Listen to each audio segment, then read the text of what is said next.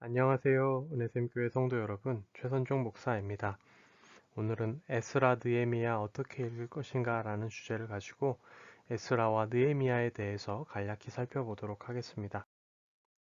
다음 5가지 순서를 가지고 하나하나 진행해 보도록 하겠습니다. 가장 먼저 왜 에스라와 느헤미야를 한 권으로 묶어서 같이 다루고 있는가에 대해서 얘기를 나눠보려고 합니다. 어떤 분들은 궁금해하실 수 있어요. 왜 에스라와 느헤미야를 같이 다루지? 양이 적어서 묶어서 하나라고 생각하실 수 있는데 그게 아니고요. 원래 히브리어 성경에서 에스라와 느헤미야는 한 권이었기 때문입니다. 그러던 것이 나중에 에스라와 느헤미야라는 두 권으로 쪼개지게 되었는데요. 우리는 여전히 이 두 권을 한 권으로 볼 필요가 있습니다.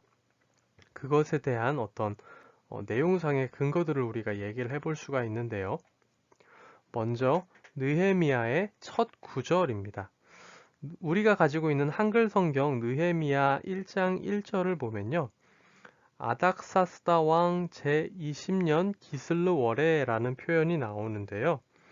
근데 히브리어 원문 성경을 보면 아닥사스다라는 말이 없고 그저 제20년이라고만 나옵니다. 그러니까 만약에 느헤미야를 별개의 책으로 봤다라고 한다면 이 20년이라는 시간이 도대체 누구 치세의 20년인지를 알 수가 없는 거죠. 이것은 에스라와 느헤미야가 연결된 책임을 우리가 이해할 때 딱 올바로 이해할 수 있는 내용이라는 거죠.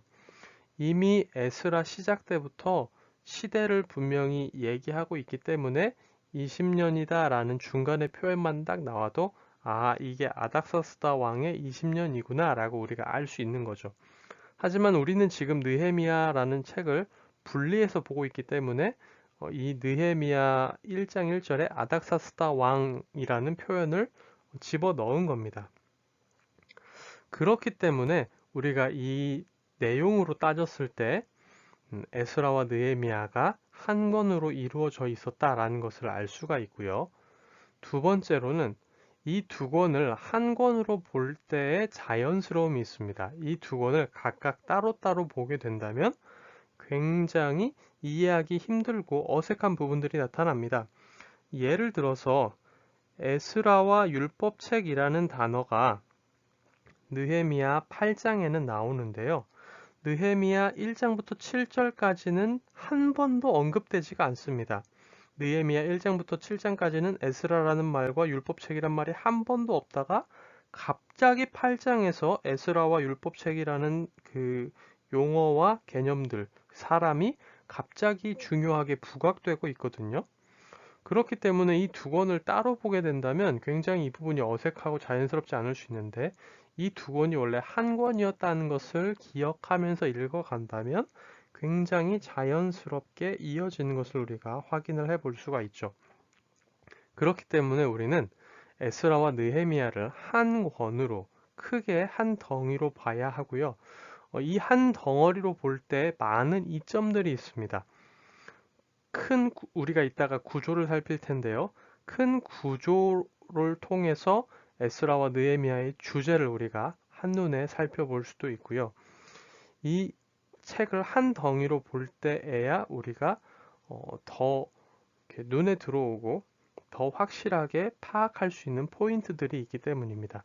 오히려 이걸 두 권으로 나눠서 본다면 우리가 좀 더 파악하기 어려운 것들이 생기고 분산되는 것들이 생기기 때문에 우리는 이것을 원래 히브리어 성경이 한 권으로 다뤘던 것처럼 우리도 한 권으로 볼 필요가 있어서 이렇게 한 권으로 쭉 얘기를 하도록 하겠습니다. 두 번째로 에스라 느헤미야의 시대적 배경에 대해서 살펴보려고 하는데요. 이 고레스 칙령이 주전 538년경에 반포되었다라고 우리가 추정하고 있습니다. 그리고 가장 늦은 시간의 사건이 느헤미야 13장의 사건인데 그게 주전 430년경으로 보고 있거든요.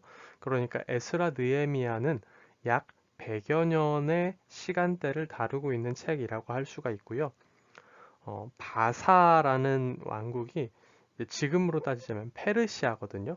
페르시아 제국의 태동기부터 약 100년 동안을 얘기하고 있는 것이다 라고 해도 맞는 말이 되겠습니다.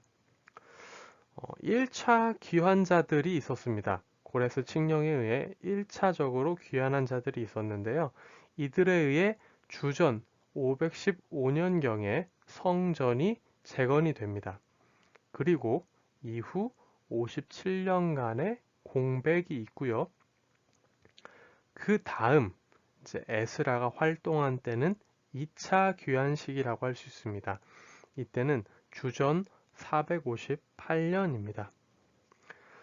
그렇기 때문에 이 에스라 느헤미야는 구조적으로 이게 이 성경이 배치된 구약 성경이 구조적으로 보면 맨 마지막은 아니지만 시간대별로 봤을 때, 시간적으로 봤을 때 구약 시대의 가장 마지막 사건을 다루고 있는 내용이라고 우리가 얘기를 해볼 수가 있겠습니다.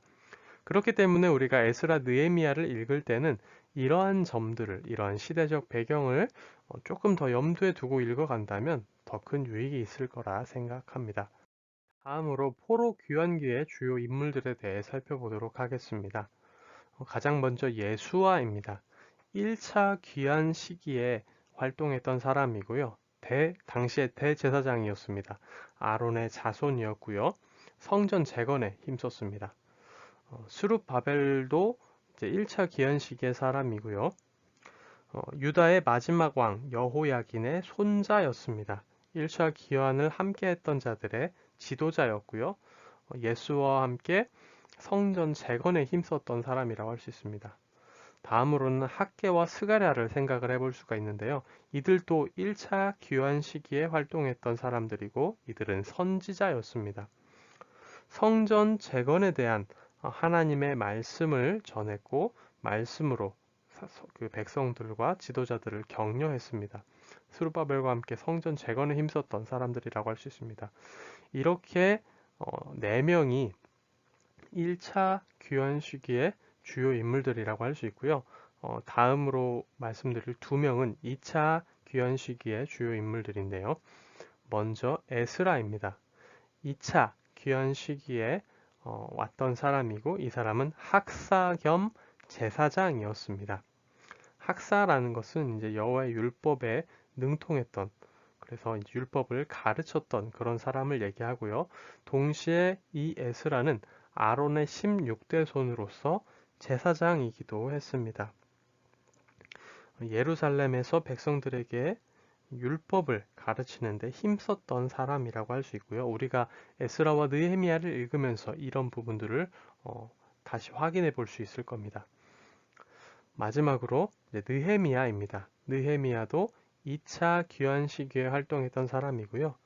느헤미야는 유다 총독으로 왔습니다.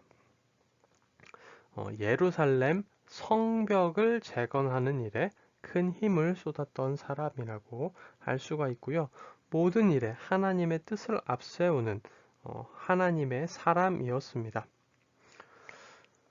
네, 다음으로 에스라 느헤미야의 구조에 대해 살펴보려고 하는데요. 크게 나누어 본다고 한다면 A와 B, 그래서 개혁 이야기와 계속되어야 할 개혁, 이렇게 나눠볼 수가 있습니다. 크게 이제 개혁이라는 주제로 나눴을 때 이렇게 크게 볼 수 있는 건데요. 그 개혁 이야기라고 하는 부분은 세부적으로 5가지로 또 나눠볼 수가 있습니다.